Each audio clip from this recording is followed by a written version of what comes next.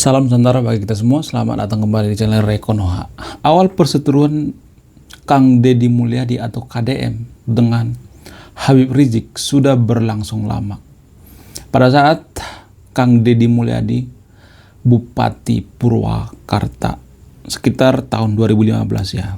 Jadi Pak Rizik Syihab saat itu masih Imam Besar FPI, Front Pembela Islam. Beliau mengatakan bahwa Kang Deddy Mulyadi ini sudah syirik ya, sudah mulai melenceng dari nilai-nilai keislaman ya. Salah satu contoh misalnya beliau ini menuding bahwa Kang Deddy Mulyadi ini syirik karena mengganti kata assalamualaikum menjadi sampurasun ya, hingga menikahi Nyai Roro Kidul. Saya juga bingung ya. Emang manusia bisa menikahi Nyai Roro Kidul? Nyai Roro Kidul itu juga masih ahistoris ya, belum bisa terbukti secara sains gitu, scientific, nggak bisa terbukti. Jadi selain itu, Kang Deddy Mulyadi ini juga dituding musyrik karena bikin semacam patung ya di Purwakarta. Jadi patung ini cuman hiasan doang ya, seperti hiasan kota gitu, bukan untuk disembah ya. Disclaimer dulu ya, saya tidak mengatakan bahwa Kang Deddy Mulyadi ini bikin patung di Purwakarta itu untuk disembah ya, bukan. Seperti pohon dihiasi dengan ya budaya-budaya lokal gitu, budaya-budaya Sunda gitu. Jadi Kang Deddy Mulyadi, saya salut dengan jawabannya. Jawaban beliau itu sangat sederhana sekali, sangat santai sekali. Beliau mengatakan, ya sok aja nggak apa-apa. Setiap orang mah pasti punya argumentasi masing-masing ya. Mungkin beliau ini mengatakan mungkin patung-patung yang ada di Purwakarta ini lebih seksi kali ya. Makanya beliau ini tertarik mengomentari gitu kata Kang Deddy Mulyadi. Menurut saya tuh Kang Deddy Mulyadi ini adalah orang yang sangat jenius, orang yang sangat cerdas. Kalau kita fokus pada masalah patung ini ya, apakah benar patung itu berhala? Apakah Kang Deddy Mulyadi ini orang yang berhala gitu? Lalu bagaimana dengan patung Pancoran misalnya, patung Sudirman misalnya yang ada di Jakarta? Apakah itu juga termasuk bagian dari berhala? Jadi ini kan dua sudut pandang yang berbeda ya. Mungkin di agama tertentu, ada sebuah agama di Konoha bernama Agamaksa ya. Jadi Agamaksa mengatakan bahwa patung itu berhala. Tapi yang kurang disadari oleh umat daripada Agamaksa ini adalah itu kan pada saat zaman Abraham ya, kalau nggak salah ya, ada semacam patung sapi gitu. Itu kan sapinya itu kan dianggap Tuhan ya, disembah gitu. Sementara yang dikatakan oleh Pak Deddy Mulyadi ini adalah ini kan cuma hiasan, arsitektur, sama seperti patung Pancoran gitu, patung Sudirman gitu yang ada di Jakarta. Apakah itu namanya berhala? Enggak dong. Bahkan ya, agama Hindu sekalipun, agama Hindu Bali misalnya, mereka itu bukan menyembah berhala. Kalaupun ada bentuk-bentuk seperti arca gitu, patung dan sebagainya, itu representase. Sekali lagi saya katakan, ini representase. Mereka tetap menyembah Tuhan yang Maha Esa. Patung itu cuma representasi. Cuman kita itu kan, kesalahan kita umat daripada Agamaksa ini, kesalahan kita itu, kita tidak bisa melihat konteks. Kita hanya bisa melihat tekstual. Kalau di kitab suci dikatakan semua patung itu berhala, maka kita akan menelan bulat-bulat kan, bagi orang yang beragama terlalu tekstual. Padahal tidak bisa seperti itu. Justru agama harus bisa menyesuaikan diri dengan lingkungan, harus sinkronitas. Kalau nggak seperti ini, ya dikit-dikit musyrik gitu, dikit-dikit haram, ya dikit-dikit nggak boleh, itu nggak boleh. Buktinya Kang Deddy Mulyadi, coba bayangkan 60% ya suaranya lebih, mengalahkan 3 pesaingnya. Ada 4 calon, jarang-jarang loh seperti itu, 4 calon tapi bisa satu mendominasi. Karena apa? Karena menurut saya beliau ini sangat kental dengan ajaran Sunda Wiwitan ya. Saya tidak mengatakan bahwa beliau ini beragama Sunda Wiwitan ya, tapi menurut saya pribadi dari cara berpakaian, cara bertindak, beliau ini menjunjung tinggi yang namanya ajaran Sundawiwitan. Menjunjung tinggi ya, bukan berarti menganut ya. Itu dua hal yang berbeda. Karena agama Sundawiwitan yang ada di tanah Sunda itu semacam budaya juga, menyatu terhadap budaya. Ya, di video sebelumnya saya udah bahas itu tentang agama Sundawiwitan. Nah, yang menarik dari agama Sundawiwitan ini adalah ternyata kitab sucinya itu sangat-sangat menarik. Apa itu? Berbuat baik. Jadi besar dugaan saya, kenapa Kang Deddy Mulyadi ini dicintai oleh rakyat ya. Sangat membantu, sangat toleransi. Beliau ini dipengaruhi oleh budaya Sundawiwitan menurut saya pribadi. Karena kitab suci daripada agama Sundawiwitan itu adalah berbuat baik. Luar biasa. Saya salut ya dengan agama Sundawiwitan. Bahkan salah satu agama yang paling tua di Nusantara. Sebelum Masehi sudah ada agama Sundawiwitan. Cuman kelemahan daripada agama Sundawiwitan ini ya, kelemahannya dari agama impor ya. Agama Sundawiwitan ini tidak terlalu tegas mengatakan bahwa seseorang itu masuk surga. Tidak berorientasi pada surga. Kalau agama impor kan langsung tegas ya, terutama agama yang dari Timur Tengah ya. Agama Yahudi misalnya. Agama Yahudi jelas mengatakan bahwa agama Yahudi menjamin masuk surga. Ya. Agama Samawi kan rata-rata seperti itu, agama impor. Menjamin masuk surga kalau masuk ke agama kita. Jadi kalau boleh jujur, surga itu juga belum pasti. Belum pasti. Saya tidak mengatakan bahwa surga itu tidak ada, tapi belum pasti. Kalau saya mengatakan bahwa surga itu belum pasti, siapa yang bisa bantah? Emang bisa Sherlock surga? Sherlock dong, saya mau lihat. Yang bisa Sherlock saya kasih Alphard.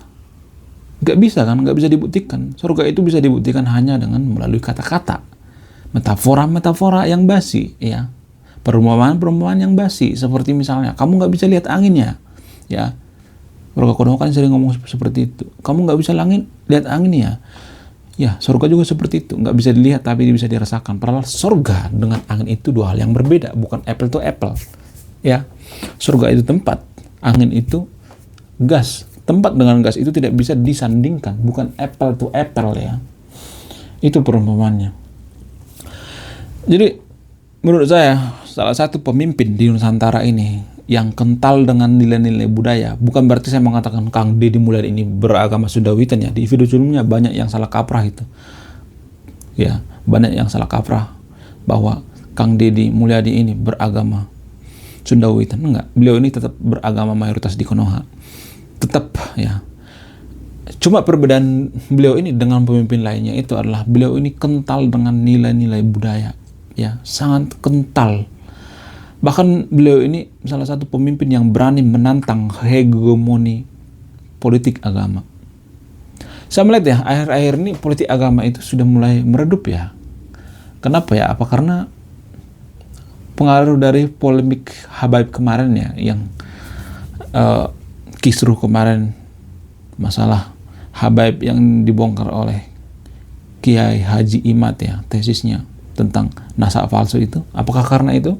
Menurut saya itu sangat berpengaruh. Pengaruh besar banget. Saya juga sepakat dengan Kang Deddy Mulyadi. Bukan berarti saya berpihak kepada orangnya ya, tapi saya berpihak pada ide dan gagasan ya. Artinya saya itu nggak mendukung orangnya, tapi idenya. Kalau misalnya Pak Rizik Syihab ini mendukung ya budaya lokal misalnya, saya tetap mendukung beliau ini. Saya tidak menyalahkan gitu. Saya juga tidak benci dengan Rizik Syihab. Saya menantang idenya gitu. Cara berpikirnya itu yang saya tantang. Jadi berulang-ulang saya mengatakan di channel ini bahwa tidak ada satupun negara yang maju di dunia ini kalau tidak menghargai leluhurnya. Ya, seperti China misalnya. Mereka maju karena apa? Karena dipengaruhi oleh ajaran Konfusianisme atau Konghucu. Eropa maju karena apa? Karena dipengaruhi oleh filsuf Yunani, Socrates, Plato dan lain sebagainya. Jepang juga seperti itu. Dipengaruhi oleh Bushido ya, dari ajaran-ajaran nenek moyang mereka. Kita juga seperti itu. Jangan mengimpi kita menjadi negara maju kalau kita tidak bisa menghargai leluhur kita. Jangan ngimpi. Tidak ada satupun negara yang maju di dunia ini kalau dia menganggungkan budaya leluhur orang lain. Nggak ada itu sejarahnya. Ya, nggak ada sejarahnya seperti itu. Kita tidak akan bisa menjadi negara maju kalau tidak menghargai ajaran leluhur kita. Kenapa? Apa alasannya? Apa hubungannya ajaran leluhur kita dengan kemajuan suatu bangsa? Nah, ini yang paling penting. Sama seperti ajaran budaya Sunda Wiwitan misalnya. Ajaran budaya Sunda Wiwitan mengajarkan berbuat baik ya. Makanya lahirlah seperti tokoh Kang Deddy Mulyadi ini. Dipengaruhi apa? Dipengaruhi filsafat atau filosofi berbuat baik itu. Makanya beliau ini sangat berbuat baik ya kepada rakyatnya.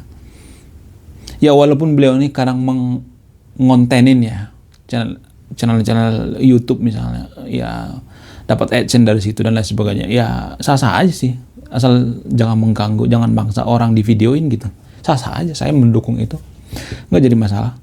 Ya, saya melihat beliau ini pemimpin yang sangat berbeda ya. Mudah-mudahan beliau ini nanti bisa tetap survive gitu. Buktinya, kenapa beliau ini bisa tetap menjadi pemimpin di Jawa Barat gitu? Berapa kali periode ya, Bupati Purwakarta, terus jadi DPR. Bahkan istri daripada Kang Deddy Mulyadi ini, yang sedikit nyeleneh itu, yaitu Mbok Ratna ya. Beliau ini calon bupati, menang atau jebol menjadi bupati itu besar dugaan saya itu karena pengaruh daripada Kang Deddy Mulyadi ini. Ya, walaupun mereka sekarang sudah cerai, itu kan masalah pribadi mereka, bukan masalah kita.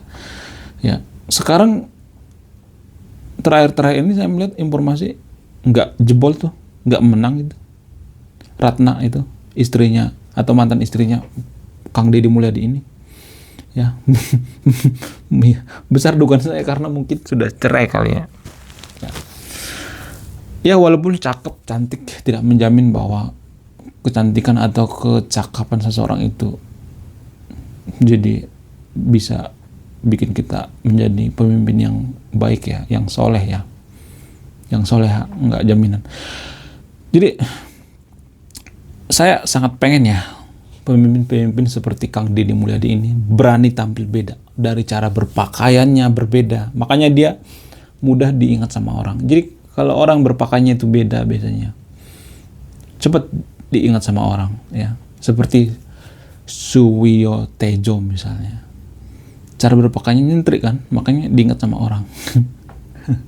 Saya juga milih baju Naruto ini selain berkamuflase biar nggak dikenali sama orang, biar nggak terkenal. Ini juga biar gampang ingat kok. Makanya saya bikin nama channel ini Rekonoha. Konoha itu bukan nama saya. Ya, itu nama samaran atau nama daripada Konoha, sebuah tempat bernama Konoha. Makanya apa yang saya bahas di sini, apa yang saya ucapkan di channel ini semuanya ada di Konoha ya, nggak ada di Indonesia, nggak ada hubungannya dengan Indonesia. Ya, jadi di antara sahabat yang nonton video ini, kalian tuh pro sama siapa? Kang Deddy Mulyadi atau Rizik Syihab? Maksud saya bukan pro kepada orangnya ya, tapi kepada ide dan gagasannya. Selain itu, Rizik Syihab juga konon katanya dulu waktu Kang Deddy Mulyadi ini jadi bupati ya, beliau ini juga mengkomplain, Rizik Syihab mengkomplain pewayangan. Karena di Purwakarta itu banyak wayang gitu.